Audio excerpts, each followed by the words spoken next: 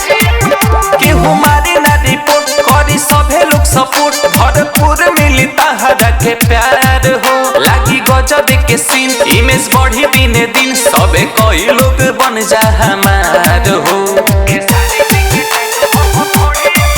केहू मारी ना रिपोर्ट करी सभे लोग सपोर्ट भरपूर मिली तहरा के प्यार हो लागी गजब के सीन इमेज बढ़ी दिने दिन सबे कई लोग बन जा हमार हो चाहे बड़ रही चाहे रही छोटो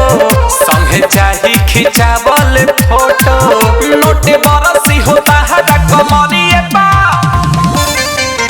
आखे सारे चिट्टे टैटू बनावाला अपना ढोलिए पा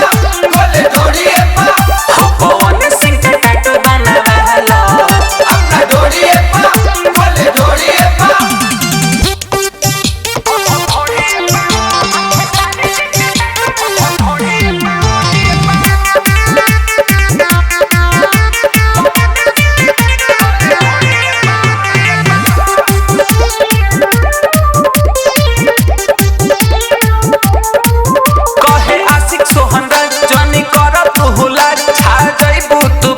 स्टेट में दुख दूर होता है मिली मौका बारे बार चढ़े लगा बुए गोरी तू जेट में